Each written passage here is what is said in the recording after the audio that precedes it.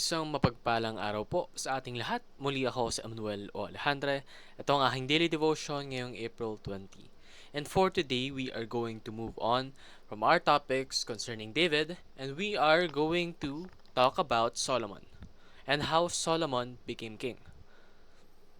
Now, it says here in 1 Kings chapter 1, verse 5, Now, Adonijah, whose mother was Haggith, put himself forward and said, I will be king. So he got chariots and horses ready with 50 men to run ahead of him. So, si Adonijah, isa sa mga anak ni David, he claimed to have been the higher. Kumbaga siya na yung susunod na magiging hari. Now, this was not announced by God. This was not announced even by David. He was the one that announced it himself. Sinabi niya, ako hari. Sila, hayaan mo sila. Ako, hari. So, a fool who exalts himself will be humbled. Kagaya ni Adonijah, na siyang nagtaas ng kanyang sariling bangko, kumbaga. Wala namang nagsabing magiging hari siya, bukod sa sarili niya. And, hindi lang niya ito binanggit. He acted upon it as well. Ito pa nga, he put around 50 men to run ahead of him para siya mag-celebrate, kumbaga, maging public display of declaration na siya yung magiging hari talaga. But when David heard of this, he was not pleased. Kasi hindi naman ito yung gusto ng Panginoon. Actually, yung Panginoon, pinili na si Solomon bilang susunod na hari. So, kung ano man yung ginawa ni Adonijah, he wasted resources. He humiliated himself. So, ang may hinuha po natin dito, hindi po dapat natin pinapangunahan yung Panginoon.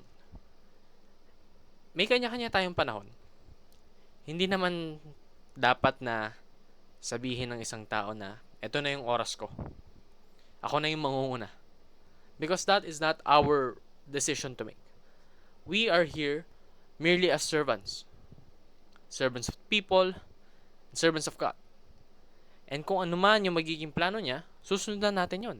Hindi dapat tayo mangunguna na para bang hindi ko na kaya maghintay pa. Ako na. No.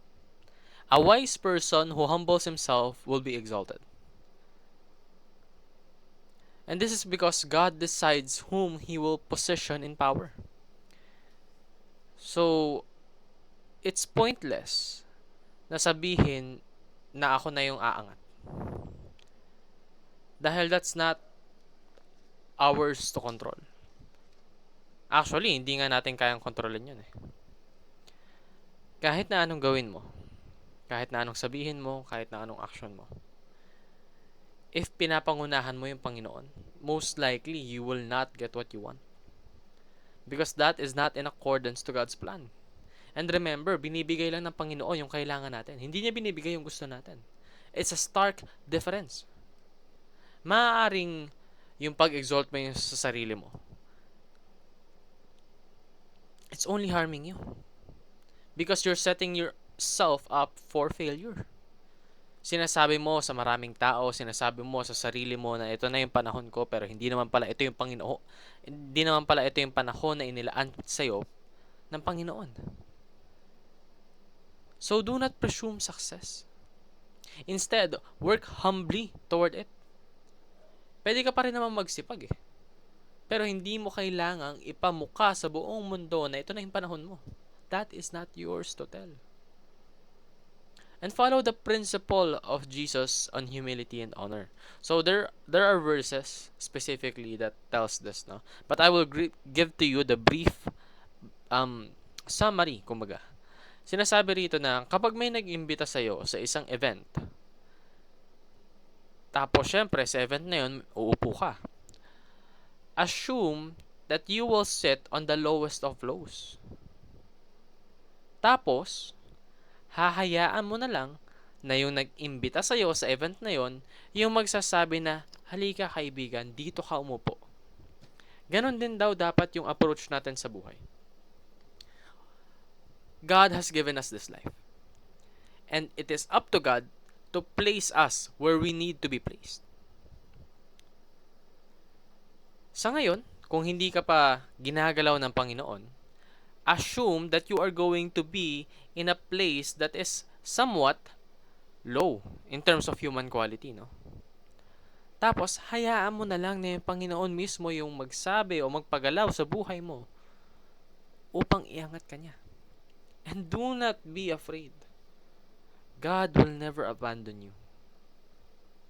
So take the humble path and let God lift you up in due time.